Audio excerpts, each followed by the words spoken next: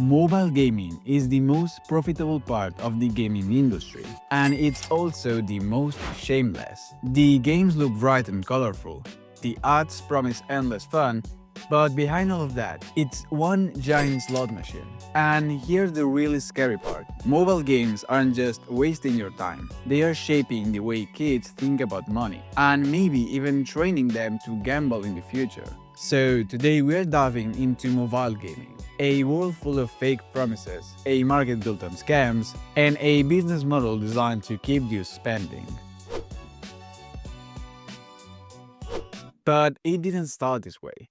Back in the 90s, mobile gaming was very simple. The biggest hit was Snake, a line of pixels eating dots. No ads, no gems, and no limited time bundles. Just you, a phone, and a very hungry snake. In the early 2000s, we got Tetris, Space Impact, and Brick Breaker. Simple games, clunky controls, but they did the job. They killed time on the bus or even in class. But then came 2008. Apple released the iPhone. And then the App Store. That changed everything. Suddenly, mobile games were everywhere. Angry Birds, Fruit Ninja, Cut the Rope, Temple Run. They were cheap, they were addictive, and most importantly, they were actually fun. For a while, mobile gaming felt exciting.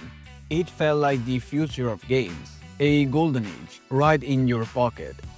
But that golden age didn't last, because once companies realized how much money could be made, things turned ugly. At first, you just paid a couple of dollars. You bought the game once, and that was it. But developers asked themselves a dangerous question. Why charge $5 once when you can charge $5 forever? That's when free-to-play took over. At first, it sounded like a good deal. Games were free, anyone could download them, but the catch was hidden. The free part was never really free. Instead, games started adding timers, energy bars, and fake currencies, coin, gems, crystals, magic dust, wherever sounded shiny enough to keep people hooked. Want to keep playing, you wait or you can pay. You want to unlock that character, you can grind for weeks or you can just simply spend a couple of bucks. You want to skip the timer, well, I think you got the idea. That's how Candy Crush went from being a cute puzzle game to a multi-billion-dollar empire, not because of great gameplay, but because of the way it charged players over and over again. And who's the perfect target for this system? Kids. They don't have impulse control. They don't understand money. And worst of all, if their parents do not have a control, they might have access to their credit cards. But it didn't stop there. Then came loot boxes. And loot boxes changed everything. Opening one feels exciting.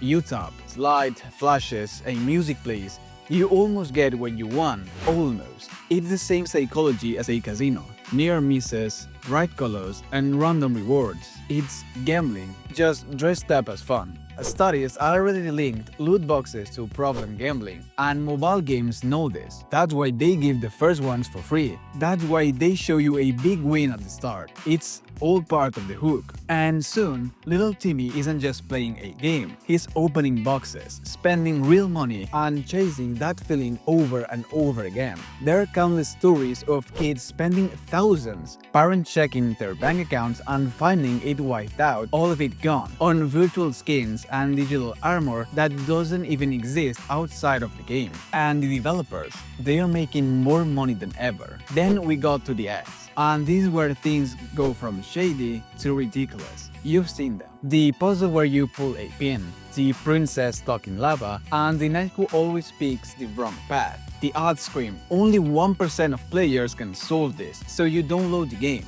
And once you start it up, surprise, those levels don't exist. The real game is another generic pay-to-win strategy clone. This isn't just false advertising. This is catfishing on a billion-dollar scale. You thought you were downloading a fun puzzle game, instead you downloaded a shop disguised as a game. It's like buying a ticket to Spider-Man, and when the movie starts, it's just 2 hours of Spider-Man selling you NFTs. And here's the truth. Mobile games don't just use bad design, they use science, psychology, and manipulation. Every little thing is carefully crafted to mess with your brain. Daily login rewards. That's fear of missing out. Limited time offers. That's artificial urgency.